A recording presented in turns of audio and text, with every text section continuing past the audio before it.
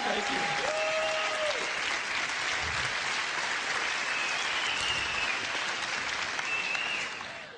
All right. Men's brains, women's brains. Women's brains think give, give, give, give, give, give, give, give, give. They just love to give. They're happiest when they're giving. You get a bunch of women together and they're all giving to each other. Oh, I love your hair. I love your shoes. I love your outfit. Oh, they just love it. Now, men's brains are a little different. Men's brains think take, take, take, take, take, take, take, take, take, take, take, take, take, take, take, take. And you get a bunch of men together and we insult each other. We do. You're fat. You're ugly. You smell. Thanks, man. You know, I mean, that's... So if women love to give and men love to take, which way do you suppose the give and take goes in most relationships? That way. Women think the answer is to give more. If they give more, it will inspire him to give back. Ain't gonna happen. All right?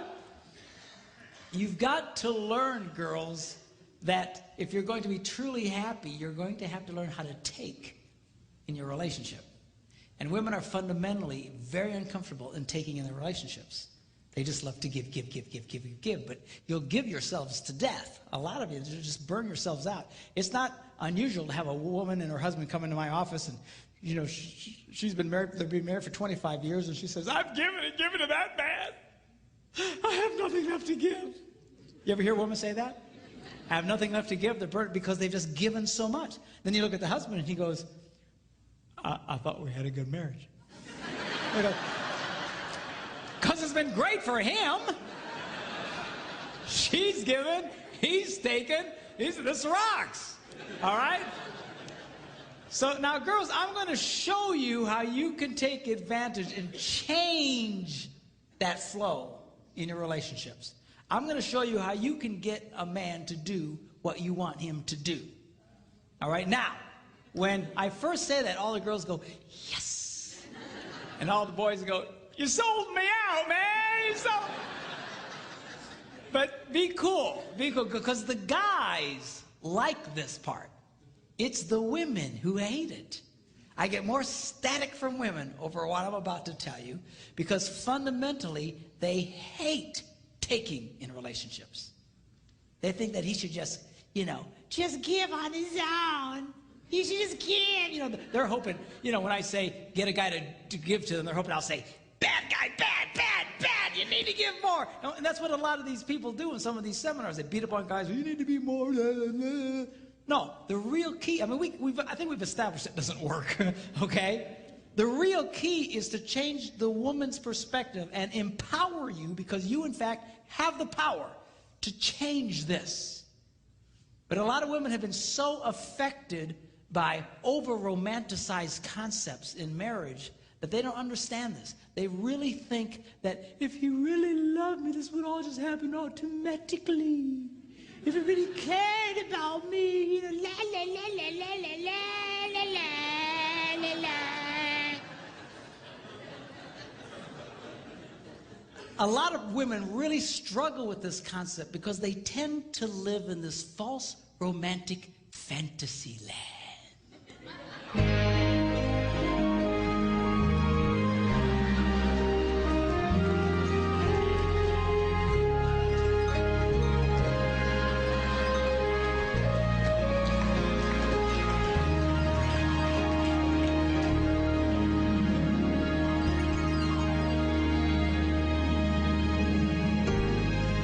Somewhere over the rainbow.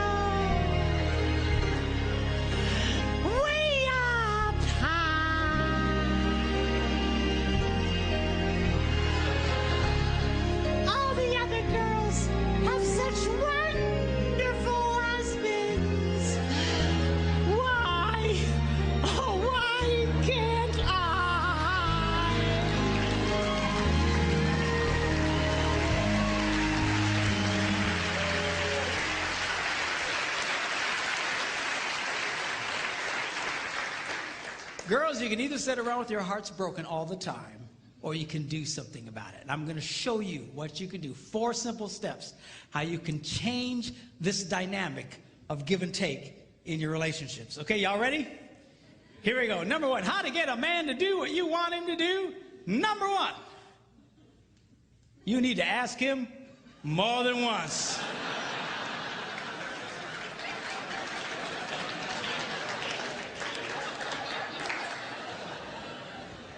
Asking a man to do something once is like never having asked him to do it at all.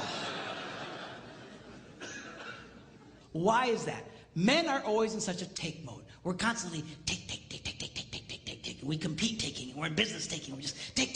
We're just in this take mode. And all of a sudden, his wife will say to him, honey, will you do such and such for me? And his left brain says to his right brain, you hear something.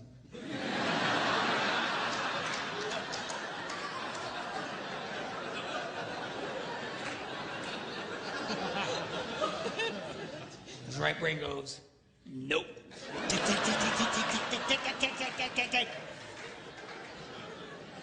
It takes more than once to get through to the boy. Now, a lot of women, they think that, that their husband, they're holding out on them. That we are sitting there intentionally not doing what he asked us to do. Just because we're full of hate.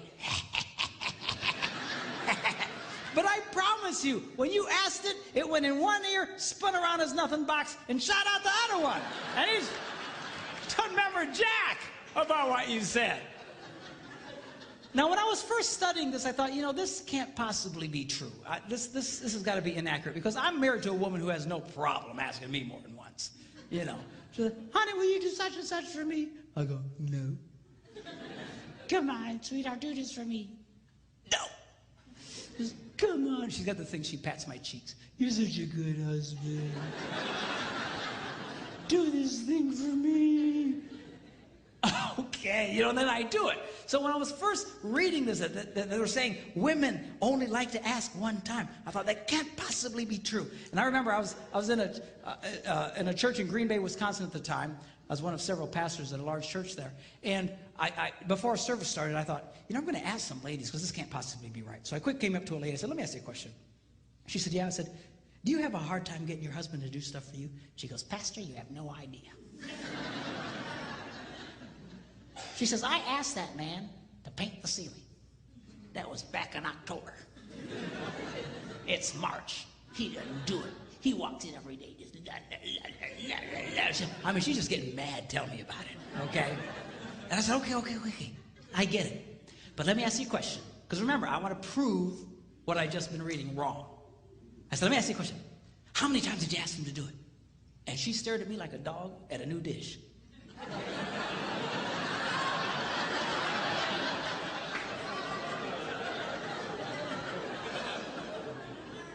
She said, once. I was stunned. I says, why wouldn't you ask him more than once? She says, I shouldn't have to. I said, you might want to try that. I got away from her. Went to another woman. I said, come here. And she says, what? I said, let me ask you a question. Do you have a hard time getting your husband to do stuff for you? She says, Pastor, you have no idea. She says, I will ask my husband, honey, put away the laundry, and I'll stick it right in the middle of the living room. And he didn't do it. He just walks over the top of it. He just walks around it. It'll sit there for a month. And she asked me with all seriousness, she said, Pastor, can't men see laundry?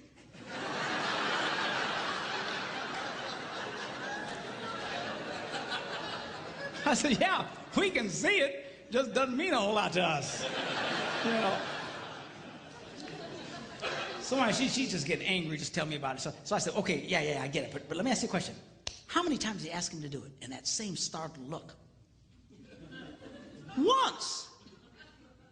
I was amazed. I said, once? Why wouldn't you ask more than once? I shouldn't have to.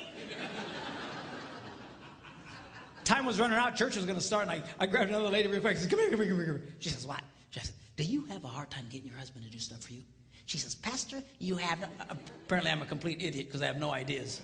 But, yeah, no idea. And she goes on to start living out the horrible transgressions of her idiot husband. And I asked the same question. Okay. But how many times did you ask him to do it? Once. I said, why? Why wouldn't you ask more than once? She said, I shouldn't have to. Ladies, are you listening to me? You have to.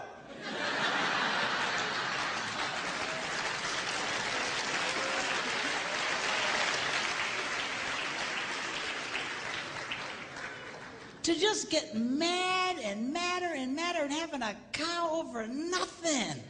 He doesn't even remember what you said. You're thinking about it. But then I learned something. The reason women find this so offensive is because really, they don't want to ask the first time. It's true, you little sinners.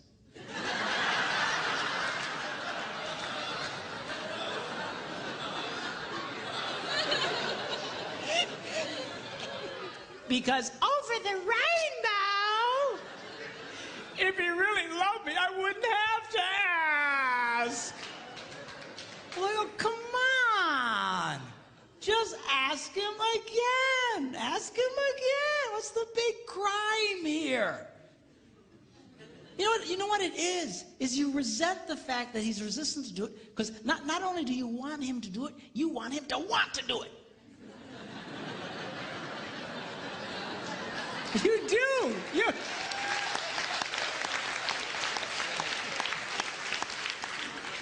Well, I got news for you. We don't want to do it. We're never going to want to do it. If we wanted to do it, we'd have done it already.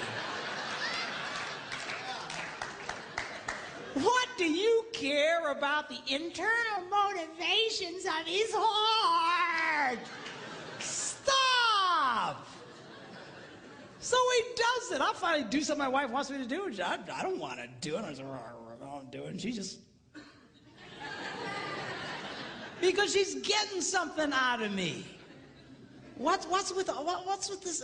Always analyzing the internal motivations of the guy's heart. I mean, getting yourself all kinds of trouble. I was in Germany some months ago doing some seminars for the troops who were rotating out of Iraq with the army. This one lady tells me, she says, you know what? She says, my husband, if there are dirty dishes in the sink, he cleans them and puts them away.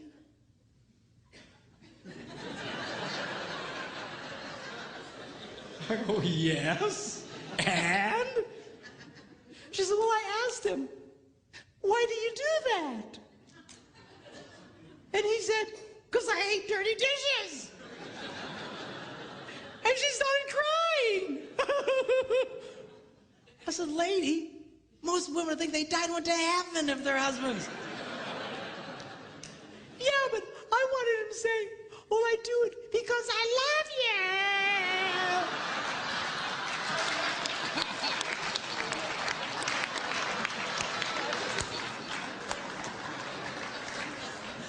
Who cares why he does it? Seriously, you've got to let up on this stuff. Leave him alone. Who cares what his motivations are, what his desires? I'll tell you what most men's desires are, is to do nothing. Okay, have we established that?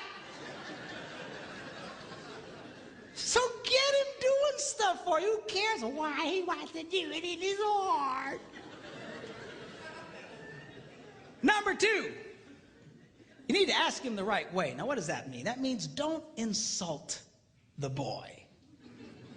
A lot of women think they can use insult as a way to motivate a man. Like, what are they smoking? What is...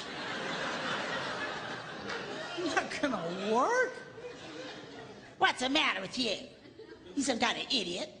What's the matter with you, a man? Can't you do... What's the matter with you?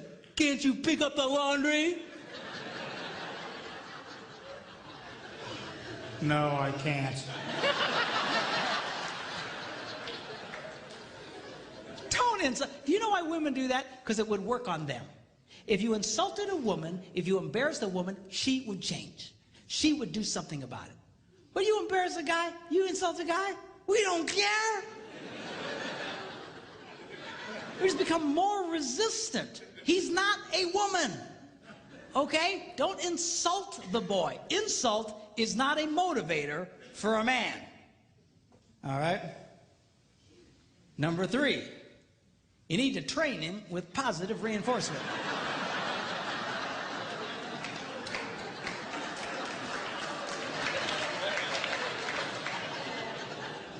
What does that mean?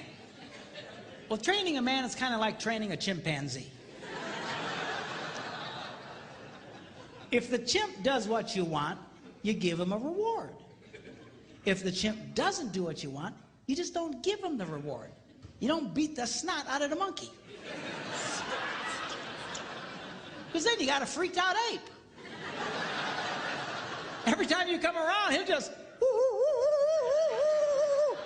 he'll run away from you. So, well, how does a woman reward a man? Very simply, by appreciating the pathetic things he does. Because men love to be appreciated. And the problem here is that women only like to appreciate unexpected kindness. If it's unexpected, they light up. Oh, oh, oh. But if it's expected, it's like,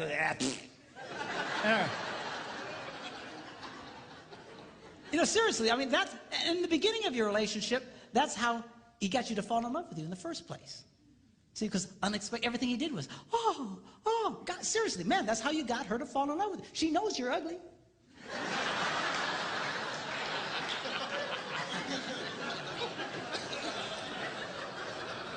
How do you think you got such a beautiful woman like that? Because you were nice to her and everything was, But after 32 years, it's hard to come up with unexpected, man, I'm telling you.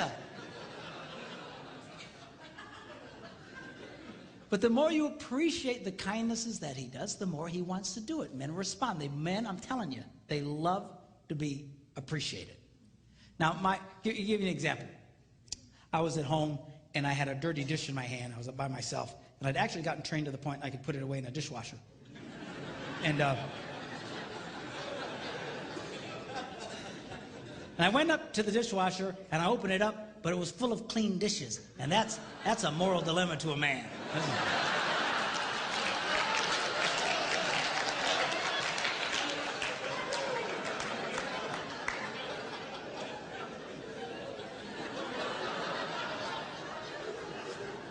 So it finally dawns on my little brain, empty the dishwasher. So without being asked, I emptied the dishwasher and I put everything away. And then, of course, I stick around because I want to see what happens. Why? Because I love to be appreciated. So my wife comes home. She's la, la, la, la, la, la, la. She goes over to the dishwasher and goes, you emptied the dishes. And she goes, you're such a good husband. and I eat it up.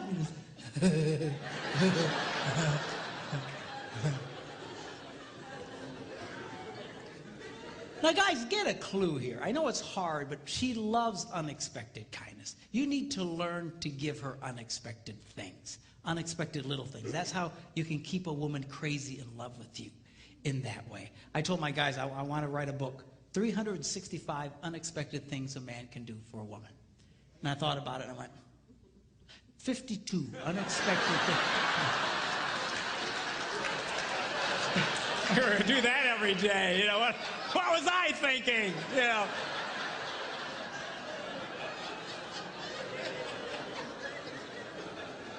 Because they light up. They light up. You know, some time ago when I was first doing this, I couldn't afford to take my wife with me. And so I was doing a lot of traveling by myself. And I was at a grocery store or gas station. I was paying for the gas, and I saw one of these rack of greeting cards. And this one caught my eye. It said, "My favorite place to be is wherever you are." And I thought, oh, I should get that. How much is that?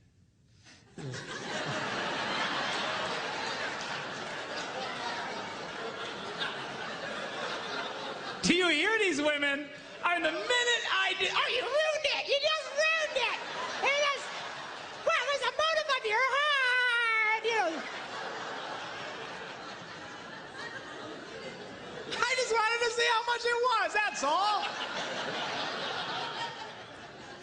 There's something wrong with y'all. Anyway, so $1.50. I went, okay, $1.50. I can do that. So I paid $1.50 and I signed it. I took it home and I put it in the kitchen. I want to stick around and see what happens. And she eventually comes in and la la la la la la la, and all of a sudden she goes, ah, a card. And she opens it up and it says, my favorite place to be is wherever you are. I got to tell you, boys, it was the best $50 I ever spent in my life.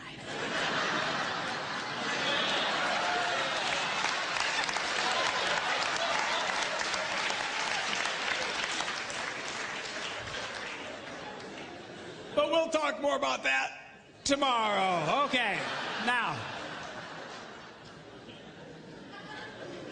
Number 4, barter with him. Now, how does that work? Very simply, you become aware of something he wants to do. You know you got something you want him to do for you. And you just say to him, honey, would you like to do this thing you would like to do?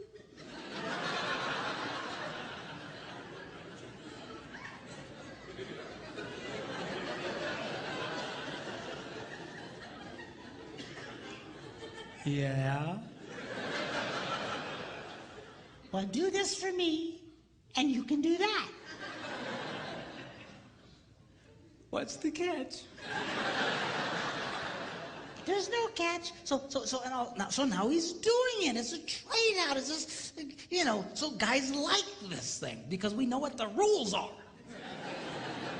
And men are used to bartering. You know, that's why we do what we do in life. That's why we go out and work. I got to promise you, if they didn't pay us, we probably wouldn't do it.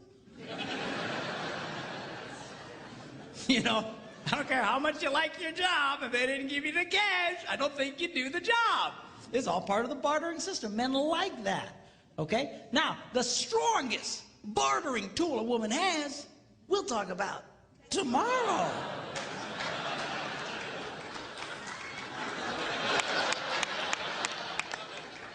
Oh, that's terrible.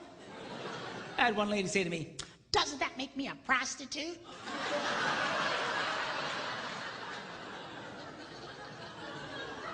I said, he's your husband, for crying out loud. Women have no idea the power they held over us. Just, they have no idea. I'm telling you, you can get a guy to do almost anything. You just come up to that boy and find something disgusting like cleaning the garage and say, hey, baby, how'd you like that?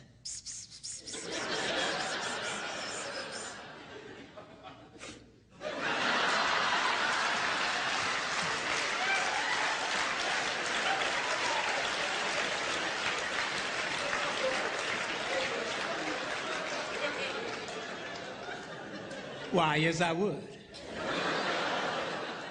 Well, I tell you what, you go clean the garage and then come and find me. Man, you got yourself a motivated boy.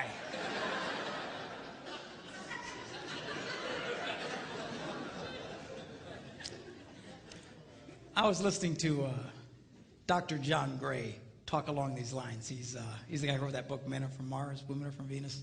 Really a brilliant guy. And he was telling the story of how his wife came up to him and said, John, take me to the opera. And he said, I don't go to the opera. Hate stupid opera. Dress up like a penguin and go out there. And right there, a lot of you girls would have just went,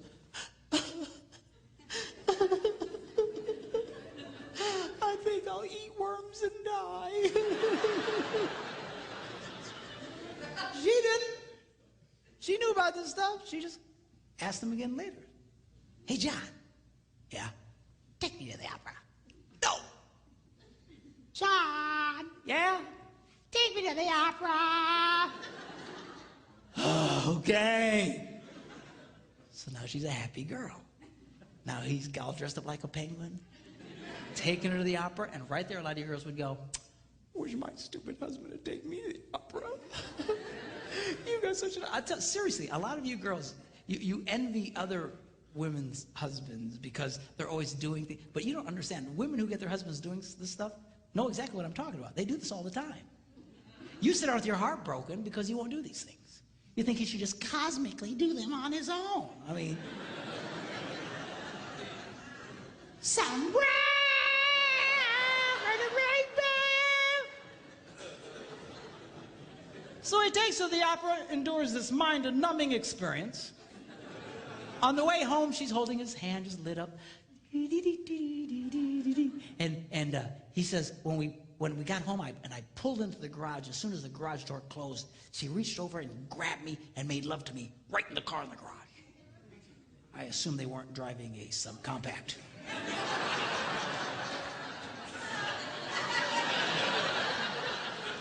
You figure it out. Anyway. So anyway, the next morning he gets up early and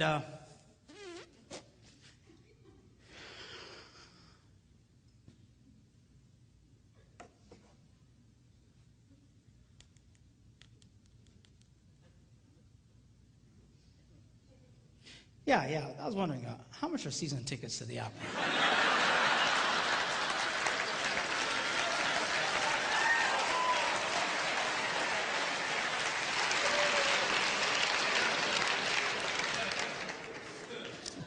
Men's brains, women's brains.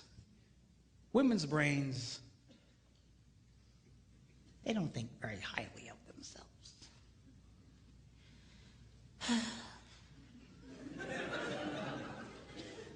I'm too fat. I'm too tall. I'm too oily.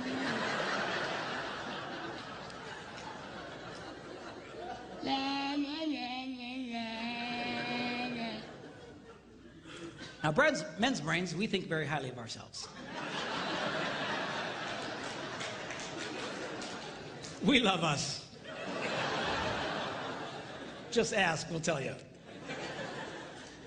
All you got to do is point a camera at a bunch of women and watch them freak. Oh, turn it off, sanctuary. I'm a hideous monster.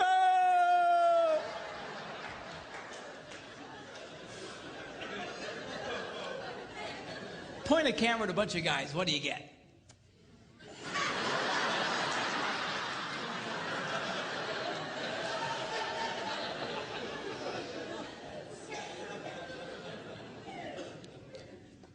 You ever watch a woman walk by a bunch of mirrors in a mall?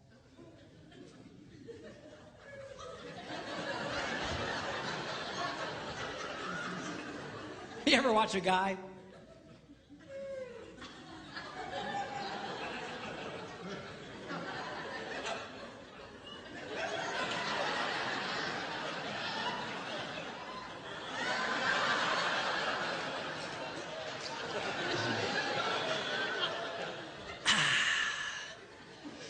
Still got it.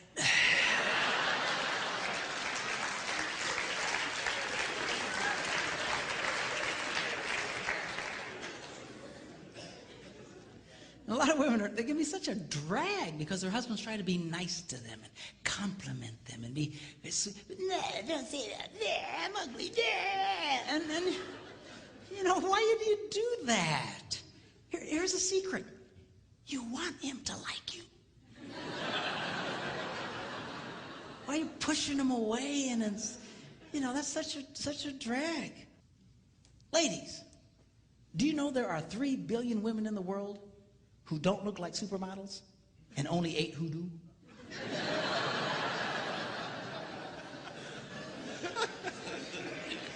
Are you seeing a pattern there? Do you know Marilyn Monroe wore a size 14? Not too many guys going, oh, I don't know, she's a little chubby, I think, for me.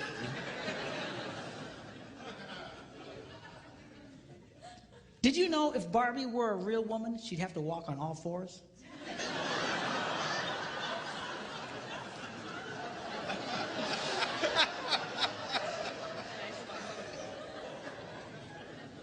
Explain it to her later, okay? understand. Okay. Do you know the models in magazines, they're airbrushed? Do you know what that means? That means even those women don't look like those women. You're constantly staring at these pictures, comparing yourself to these perfect women. Man, I'd get depressed too. Man, my wife will buy one of those women's magazines. They're like this thick. It's like an encyclopedia. 98% of it are just ads. Pictures of other women. Beautiful, gorgeous, airbrushed women.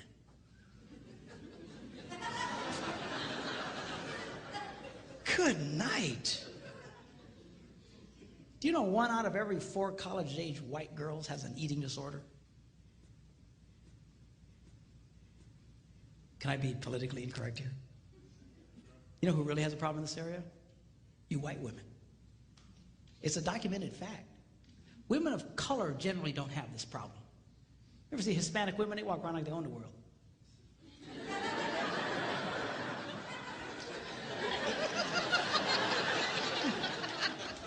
Black women, they carry themselves.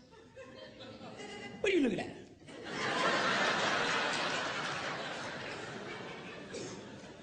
Typical white woman.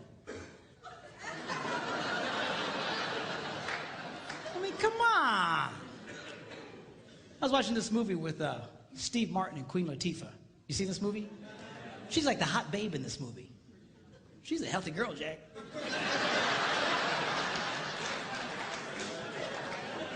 She's all over the place. But you know what? She came across as very sexy in that movie.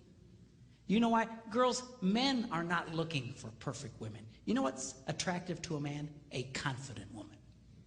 When women carry themselves in a confident way like that, it's very attractive to a man. And you just be who you are. Just carry yourself with confidence. So you're not perfect. So what? Nobody's perfect. Even the perfect women aren't perfect. Now tomorrow, I'm going to be sharing with you when we do our little talk about sex. I'm going to be reading from one of the most amazing books. It's one of the most ancient books about sex. And it's in the Bible. It's called the Song of Songs, or the Song of Solomon. And it's a very sexual book. A lot of people miss it because they're very poetic. They talk about pomegranates and bloom and secret gardens. And people go, man, people sure are into gardening. What's the deal here? You know, just... No, it's not gardening, okay? It's about sex. We're going to look at that tomorrow. But tonight, I want to just take a quick look at halfway through this book. He describes this woman that he's absolutely crazy about. I want you to see his description of her. He says this. He says, how beautiful your sandaled feet, O prince's daughter. So apparently she had great feet. Your graceful legs are like jewels, the work of a craftsman's hand. So she had great feet, great legs. Your navel is a rounded goblet. So she's got great feet, great legs, but she's got an outie.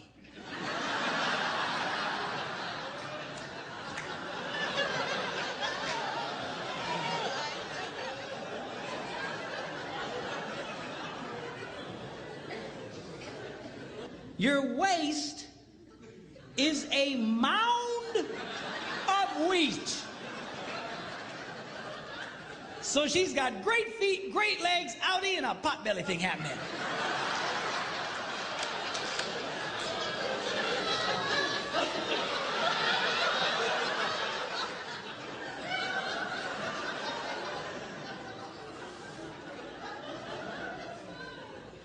Your two little itty-bitty breasts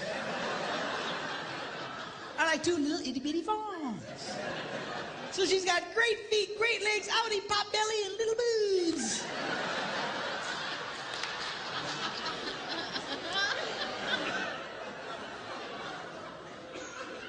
Your neck is like an ivory tower.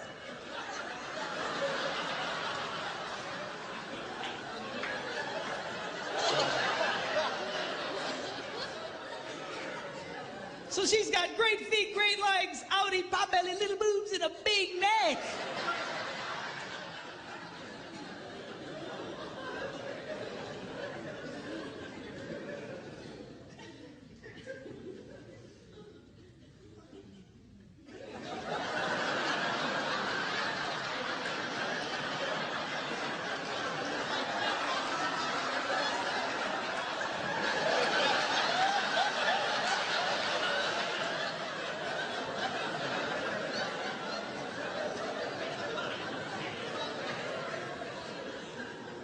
Your nose is like the Tower of Lebanon. In fact, I think they can see it from Lebanon. So she's got great feet, great legs, outie, pot belly, little boobs, big neck, and a huge snaz.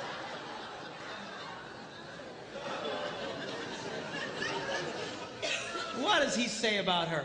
He goes, oh, how beautiful you are, and how pleasing, O love, with your delights. He was crazy about this woman. Men's brains, women's brains. Give, give, give, take, take, take, give, give, take, take, take, give, give, give, take, take, take.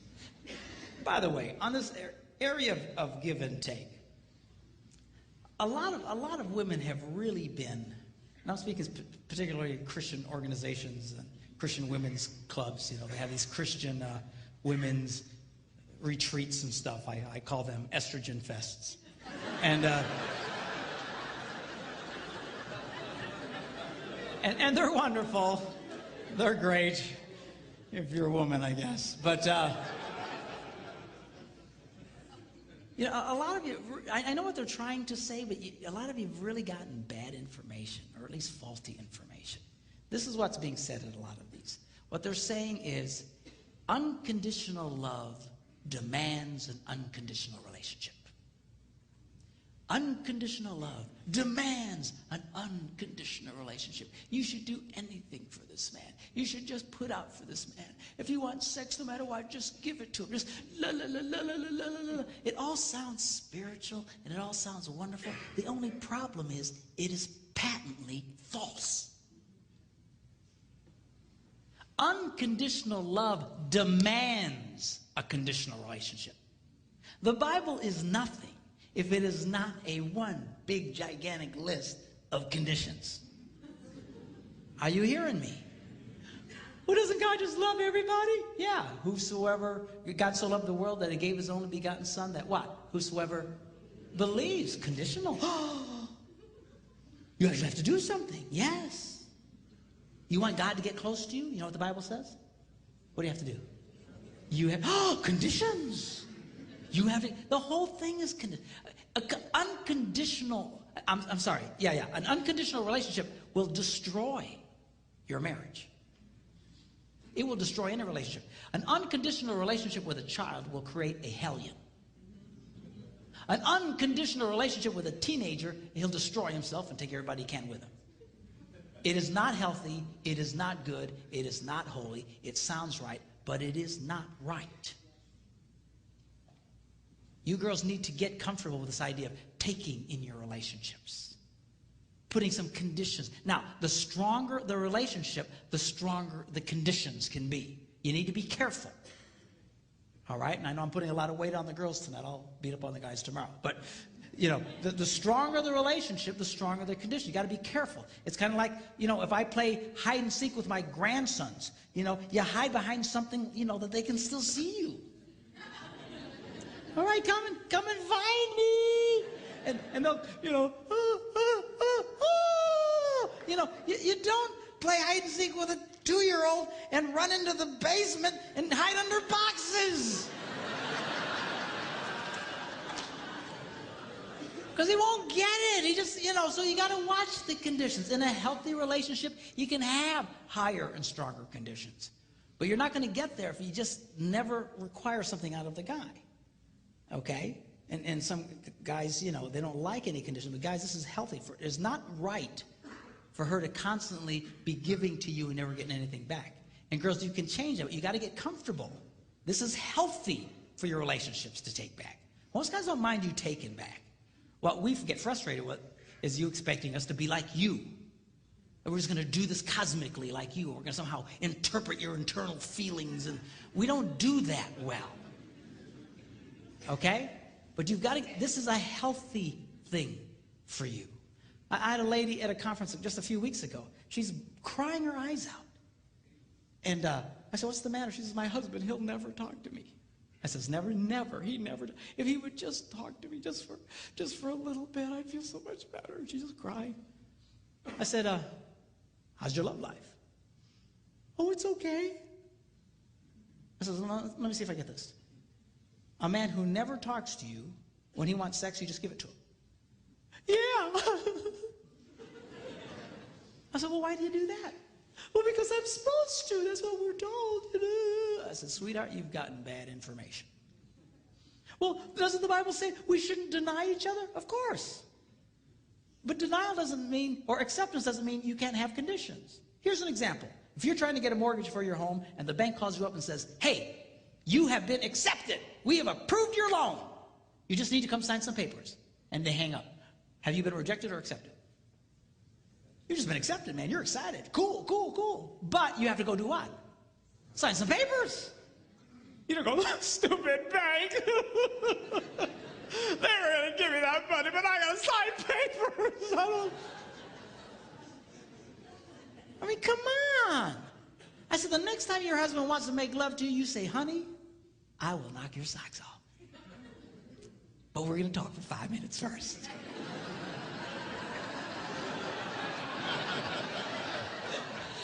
That's fine.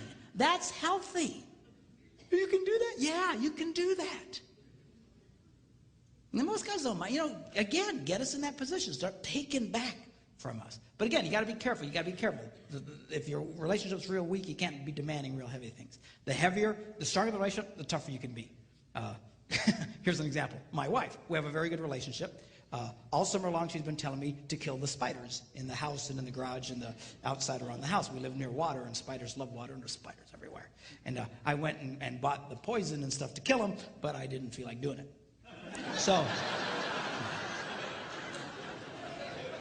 So she was on me for weeks about killing the spiders. Yeah, I'll do that. Yeah. So finally, she walks in one morning, and she just is happy as can be, and everything's good. And she says, oh, by the way, no more sex until you kill the spiders.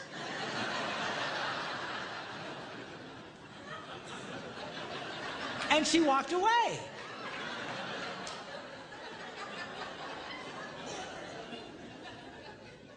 Well, the first day, I didn't kill any stupid spiders.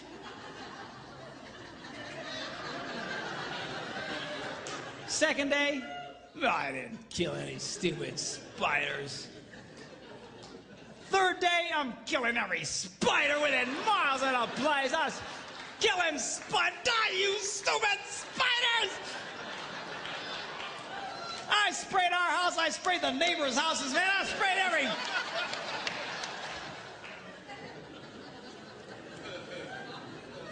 Did I want to do it? No. Did she care? Nope.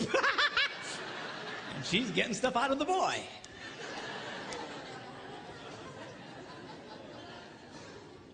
Men's brains, women's brains. In closing, I want to talk to you about how men's brains and women's brains are portrayed in movies. You have guy flicks and you have chick flicks. Now, a guy flick is only a guy flick as long as somebody is dying.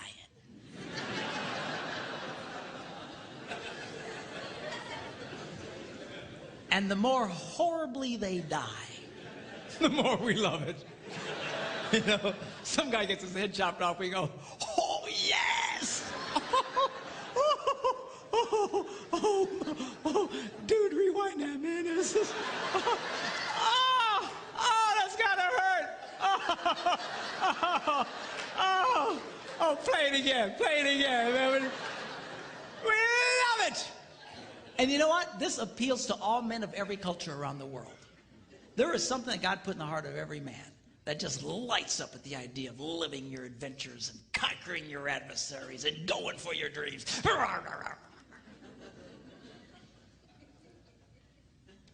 You see it even in the smallest of boys. You girls that have little boys, you know what I'm talking about. They're always doing something dangerous.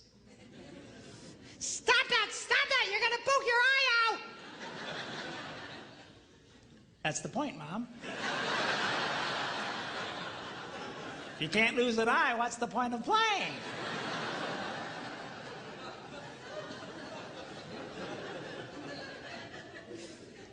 It wasn't a woman who invented football. And we like that. There's something just blesses the heart of a man when he watches one man kick another man's butt. Yeah, yeah! Light up on the inside. Just, we love it! I believe God put that in. I'll tell you, you can't possibly read the Bible and not see that God is a first-class, #1, grade A butt kicker.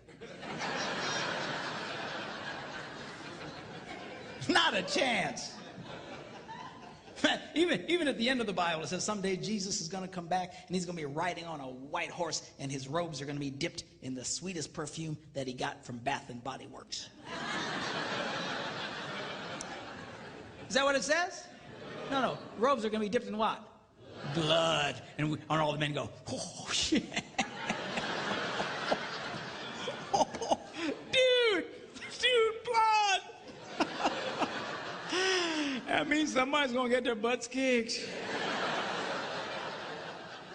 We love it. Now, women's movies, chick flicks, are a little different. Chick flicks are about connecting the wires.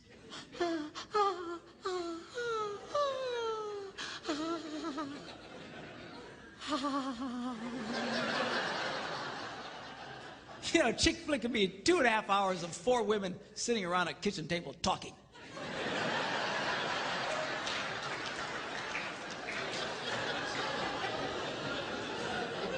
And she'll be watching it going,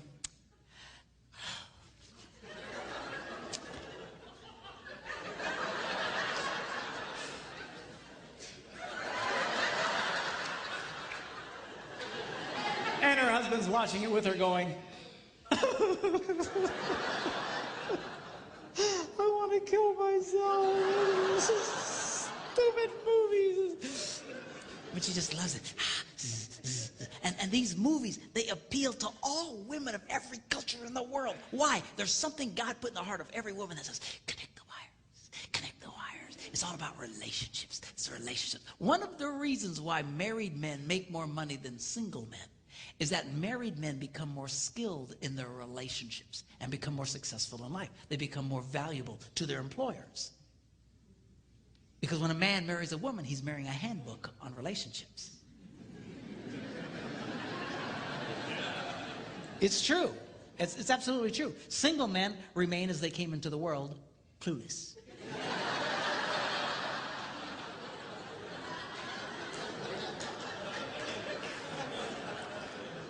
Married men get feedback and they start learning, but you got to listen to her. No, we don't like listening to you. I got to be honest with you. Yeah. I'll come up with some great plan and my wife will say, better not do that. Oh, woman, what are you talking about? I'm telling you, it's a bad idea. Oh,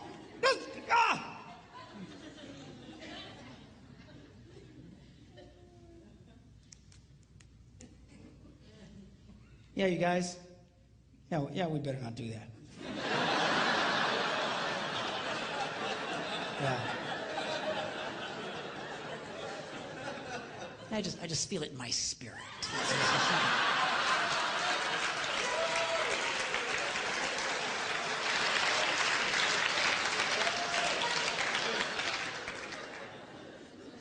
Now, as different as the chick flicks and the guy flicks are from each other, there is one theme they both share that is the same.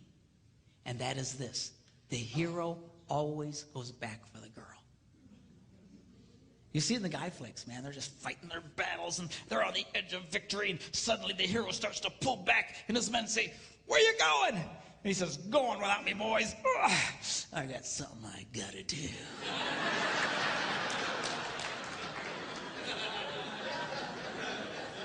And at great risk to himself, he goes back for the girl. And he rescues the girl. And guys watch that on the screen. We go, yeah. Women have the same theme. The boy always comes back for her. I was watching this chick flick, Jerry Maguire. Have you seen this one? And in this movie, they'd broken up, and finally he wins the big contract, and he realizes it doesn't mean anything because he doesn't have her. And he quick hops on a plane, and he flies home, and he walks into the house, and she's there with a bunch of her girlfriends, and he walks in unexpectedly, and they all look up, and he goes, hello. And she says, what are you doing here? And he starts to explain to her that he had finally succeeded and gotten everything he dreamed of, but it meant nothing without her. And he said to her that you complete me. And she goes, you had me at hello. And all the girls see that, and they all go, oh, yes, yes, yes, yes. All I'm saying to you boys is this. Do what's in your heart. Live your dreams. Live your adventures. Overcome your obstacles. Do what you gotta do. Just don't forget about the girl. I've never met a man who was a financial success and who had lost his family who ever said to me, you know, it was worth it. It's never worth it. Don't be like Adam. You remember Adam in the Garden of Eden? Women say, where would you be without women? I say, Garden of Eden. But,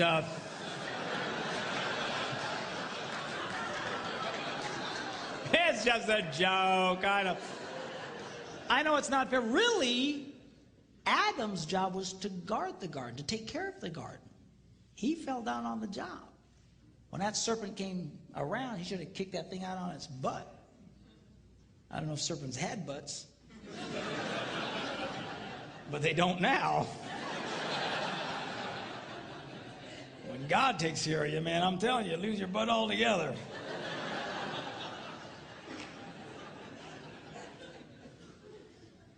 But you know what happened? He didn't do anything. So how do you know that? Because if you read the story, Eve listened to this story and then took of the forbidden fruit and then turned and handed it to whom? Adam. She didn't have to go running through the jungle going, Adam! Where you at, boy? I know you're here. He was right there the whole time. He said nothing. He did nothing. Do you know why? Because he was a coward. He was a coward and the father of cowards. Of men who claim to be men, but they're no more men than the man in the moon. They are spineless jellyfish, impersonators, who are afraid to engage their wives, afraid to engage their children. You, sir, are no man. Don't be like that Adam. You need to be like the second Adam. You see, the Bible refers to Jesus Christ as the second Adam. The first Adam messed everything up. The second Adam set everything straight. And at great cost to himself, he came back for the girl. He came back for you and for me. That is a man. You need to be like that. Live your adventures, yes. Go for your dreams, yes. Overcome your obstacles, yes, yes, yes. Just don't forget about the girl. Don't get so caught up in your puking little life you forget about her. You start working too late at some point, you just stand up and start heading for the door. All the guys will say, hey, where are you going? Just say, go on without me, boys. I got something I gotta do.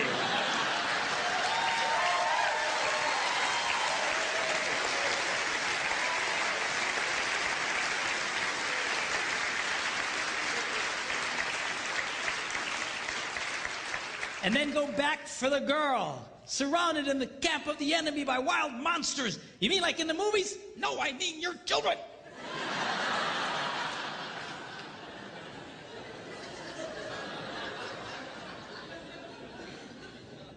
All I'm saying to you is do what's in your heart. It's in the heart of every man here, and it's in the heart of every woman here. Don't forget about her. Don't neglect her. Do what you need to do, but make sure that you go back for the girl. Are you glad you came tonight?